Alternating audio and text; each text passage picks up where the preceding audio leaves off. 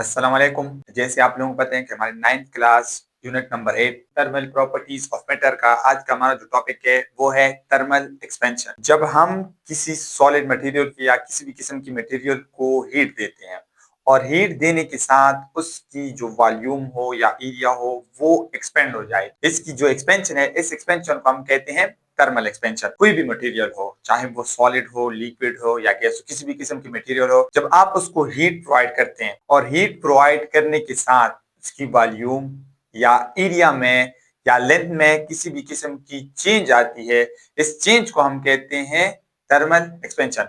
हमें पता है कि हम जब किसी मटेरियल को हीट देते हैं तो उसकी एरिया या वॉल्यूम इंक्रीज होता है, और जब हम इससे हीट निकालते हैं, मतलब हीट निकालते हैं, तो ये कंट्रैक्ट होती है। तो आज हम हमारे जो मेन टॉपिक है वो यही है कि हम किसी ऑब्जेक्ट को जब हीट देंगे तो उसमें कितनी एक्सपेंशन आएगी और किस तरह आएगी, उसकी मैथमेटिकल डेरिवेशन देंगे। और इस 9th के लेवल पे हम दो तरह के मटेरियल को डिस्कस करेंगे। सबसे पहले हम सॉलिड मटेरियल को डिस्कस करेंगे और उसके बाद फिर लिक्विड मटेरियल को डिस्कस करेंगे। और जो गैसेस वाले हैं वो हम बाद में, या फर्स्ट ईयर में या हो सकता है सेकंड ईयर में आप लोगों के सामने आ जाए, या फर्स्ट ईयर में या आगे आए, लेकिन 9th के लेवल पे सिर्फ ये दो ही आप डिस्कस करेंगे कि सॉलिड में कैसे एक्सपेंशन आती है और लिक्विड में कैसे एक्सपेंशन आती है। सबसे पहले हम देखते हैं थर्मल एक्सपेंशन की definition. When a substance expands due to heating, this expansion is called thermal expansion. मतलब किसी सब्सटेंस की जो एक्सपेंशन होती है और वो स्पेशली क्या हो, हीटिंग की वजह से हो, मतलब हीटिंग की वजह से उसमें एक्सपेंशन आ जाए, तो उस एक्सपेंशन को हम कहते हैं थर्मल एक्सपेंशन। अगर यहाँ पे आप इस लफ्ज को देखें तो थर्मल थर्मल मींस टेम्परेचर, मतलब टेम्परेचर इंक्रीज करने से। तो टेम्परेचर इंक्रीज करने का मतलब क्या है कि आप इसको हीट प्रोवाइड कर रहे हैं, तो हीट और एक्सपेंशन कहते हैं फैलाव को। तो इस वजह से जो इसमें एक्सपेंशन आती है उसको हम कहते हैं थर्मल एक्सपेंशन। अच्छा, तो इसमें जो दूसरा टॉपिक आता है वो आपके पास आता है thermal expansion of solids. Thermal expansion of solids, तो अब आपको पता है कि मिसाल के तौर पर ये आपके पास कोई सॉलिड मटेरियल है, किसी भी किस्म का सॉलिड मटेरियल है और इसकी वॉल्यूम है कुछ खास। अब जब आप इसको हीट प्रोवाइड करते हैं, हीट प्रोवाइड करने से इसकी जो, ये मिसाल के तौर पर पहली वॉल्यूम V1 है और हीट प्रोवाइड करने के बाद इसकी जो वॉल्यूम बन गई V2। इसमें जो जितना चेंज आया है, इस चेंज को हम कहते हैं कि ये चेंज हुआ है thermal expansion of solid, heat की वजह से। और इसी के साथ अगर कोई ऑब्जेक्ट को जो सिर्फ 1D हो, मिसाल के तौर पर ये वायर है, हम इस वायर को ऐसा कंसिडर कर रहे हैं कि ये सिर्फ और सिर्फ 1 डायमेंशन है। ये आपको बड़ा नजर आए, लेकिन वायर आप ले सकते हैं कि वो बहुत छोटा सा होता है, और उसमें जो एक्सपेंशन आती है ये वाली, ये जो चेंज आया है हीट की वजह से, इसको हम कहते हैं thermal expansion of solids, heat की वजह से। और ये इसको हम कहते हैं लीनियर थर्मल एक्सपेंशन। तो याद रखिए, ये थर्मल एक्सपेंशन हमारे पास तीन तरह का हो सकता है। एक को हम कहते हैं लीनियर थर्मल एक्सपेंशन, दूसरे को हम कहते हैं सुपरफिशियल थर्मल एक्सपेंशन, और तीसरे को हम कहते हैं वॉल्यूमिक थर्मल एक्सपेंशन। जो यहाँ पे मैं आपको लिख लेता हूँ और आप फिर देखें।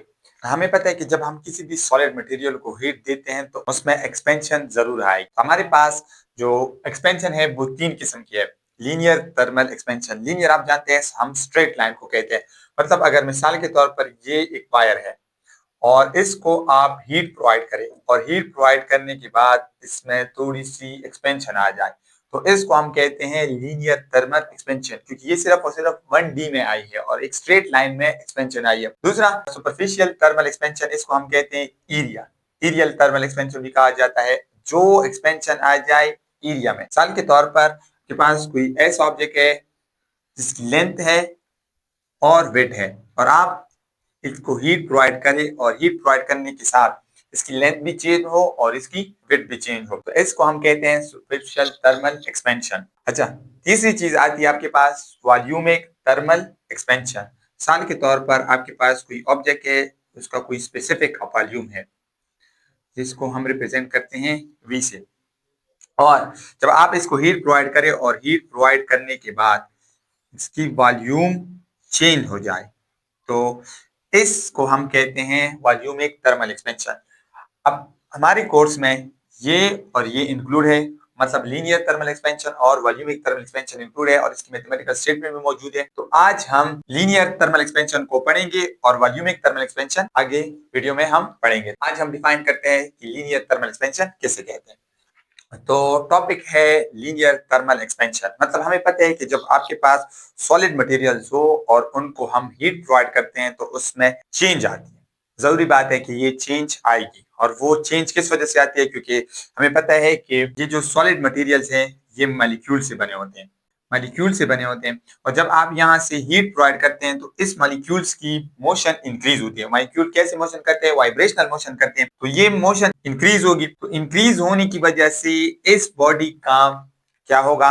लेंथ भी चेंज हो सकता है, वॉल्यूम भी चेंज हो सकती है, और एरिया भी चेंज हो सकती है। तीनों चीजें चेंज होगी। लेकिन आज हम पढ़ेंगे कि लीनियर थर्मल एक्सपेंशन में सिर्फ और सिर्फ हम इसकी लेंथ चेंज कर रहे हैं। आपके पास एक ऐसा ऑब्जेक्ट है जिसका सिर्फ और सिर्फ लेंथ ले रहे हैं, और हम इसको आम अल्फाज में हम कहते हैं कि ये 1D ऑब्जेक्ट है। अब इसके लिए हम क्या कर लेते हैं, कंसीडर कर लेते हैं कि हमारे पास एक वायर है। सही है। अब ये वायर है और इसकी जो लेंथ है इसको हम नाम देते हैं L0, और इसकी जो टेम्परेचर है इस टाइम उसको हम नाम देते हैं T0, मतलब इनिशियल टेम्परेचर और इनिशियल वॉल्यूम, या ओरिजिनल टेम्परेचर और ओरिजिनल वॉल्यूम। अब हमने क्या किया, हमने यहां से इसको हीट देना शुरू कर हीट देना शुरू करी, और इसकी टेम्परेचर बन गई टी टेम्परेचर बनने पे इसका कुछ चेंज हुआ, लेंथ में इंक्रीज आई, और इस लेंथ की इंक्रीज को हमने कहा कि ये क्या है, आपके पास एल है। मतलब इस साइड पे भी हो सकती है, इस साइड, लेकिन थोड़ा सा होगा तो हमने एक साइड पे दोनों को ले लिया। अब हम इसकी मैथमेटिकल स्टेटमेंट लिखते हैं कि इसमें क्या चेंज आया। तो हमें पता है कि ये जो चेंज इन एल है, यहाँ पे देखिए ये जो चीज बनी है ना, इस ये वाली, ये आई है इसकी लेंथ में चेंज। अब हम ये चेंज ऑफ लेंथ को इस तरह लिखते हैं, change in L directly proportional L not. मतलब अगर इस ऑब्जेक्ट की एल नॉट कम है तो इसमें चेंज कम आएगा, अगर इसकी ओरिजिनल लेंथ ज्यादा है तो चेंज भी ज्यादा आएगा। इसकी मिसाल हम ऐसे ले सकते हैं कि आपके पास मिसाल के तौर पर स्प्रिंग हो। अगर छोटा स्प्रिंग है तो आप उसको खींचेंगे तो उसमें खिंचाव कम आएगा, बड़ा स्प्रिंग है तो बहुत ज्यादा तक खींच सकते हैं। इसी तरह यहाँ पे अगर ये लेंथ कम है, मतलब इसमें वॉल्यूम कम, पार्टिकल्स कम होंगे, तो पार्टिकल्स कम होंगे तो वो मोशन भी उसकी कम चेंज होगी, और उसमें चेंज नेट इफेक्ट भी कम आएगा। इस वजह से ये डायरेक्ट चेंज जो है ना, ये डायरेक्ट प्रोपोर्शनल है ओरिजिनल लेंथ के साथ। अगर ओरिजिनल लेंथ ज्यादा है तो आपके पास बहुत ज्यादा उसमें क्या क्रिएट हो सकती है, चेंज आ सकती है। तो ये आ गई आपके पास इक्वेशन 1। दूसरी, ये जो डेल्टा एल है ये डायरेक्टली प्रोपोर्शनल है चेंज एंड टेम्परेचर के, क्योंकि अगर हम टेम्परेचर को कम चेंज करेंगे तो जाहिर बात है इसमें चेंज भी कम आएगा। अगर हम टेम्परेचर को ज्यादा चेंज करेंगे तो इसमें चेंज भी ज्यादा आएगा। तो ये आपके पास आ गई इक्वेशन 2। अब हम इक्वेशन 1 और 2 को कंपेयर कर लेते हैं। तो तो delta L directly proportional L naught delta T. अच्छा, अब यहां से हम इक्वल लगा लेते हैं, साइन ऑफ प्रोपोर्शनलिटी को खत्म कर लेते हैं। यहाँ पे एल नॉट डेल्टा टी, ये जो आया है इसको हम कहते हैं अल्फा।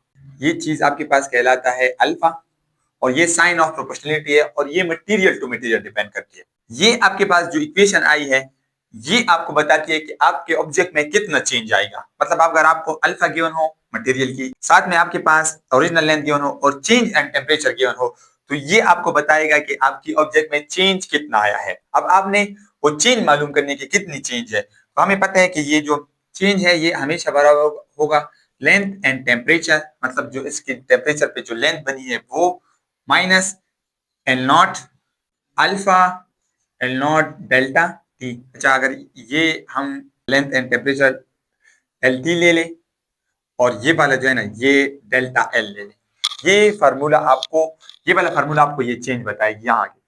और ये वाला आपने मालूम करने के इसमें टोटल चेंज कितना है, तो यहाँ से अब एल टी आपके पास बराबर आएगा alpha L naught delta T plus L naught.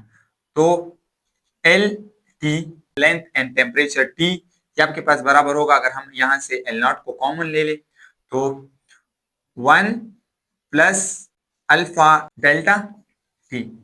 तो ये वाला जो आपके पास फार्मूला बन रहा है ये आपको बता रहा है कि आपके ऑब्जेक्ट में जो ऑब्जेक्ट है उसमें लीनियरी एक्सपेंशन कितनी आएगी, कितना आया है, तो वो यहां से आ रहा है। अच्छा, अब हम डिस्कस करते हैं इस अल्फा को। कि ये अल्फा क्या चीज है। तो ये फार्मूला हम उठा लेते हैं। तो देखिए delta L is equal to alpha L naught delta T. यहाँ पे अल्फा की वैल्यू आ जाएगी, ये दोनों यहाँ पे मल्टीप्लाई और इधर डिवाइड हो जाएंगे, delta L L naught delta T. ये आपको बताएगी अगर मैं आपको चेंज एंड लेंथ दे दूं, ओरिजिनल लेंथ दे दूं और चेंज एंड टेम्परेचर दे दूं, तो यहां से आपके पास मटेरियल की वैल्यू आ जाएगी, ये इस पे कितनी एक्सपेंशन आएगी इसमें, या कितनी कंस्ट्रक्शन है, कितनी चेंज आएगी, ये मटेरियल टू मटेरियल पे डिपेंड करते हैं। अच्छा हम इसकी अब यूनिट डिस्कस करते हैं। तो लेंथ की जो यूनिट है आपके पास वो है मीटर, एल नॉट भी आपके पास मीटर है, और टेम्परेचर की जो यूनिट है वो है केल्विन। तो मीटर और मीटर कैंसर होंगे, तो अल्फा की यूनिट को हम केल्विन इनवर्स या सेंटीग्रेड इनवर्स लेते हैं, और ये आपको बताएगा कि कितनी इसमें सेंटीग्रेड में चेंज आ रही है। अच्छा तो ये था आज का लेक्चर। अगर इस हवाले से कोई क्वेश्चन हो तो हमें कमेंट सेक्शन में जरूर बताइए। ओके, अल्लाह हाफिज।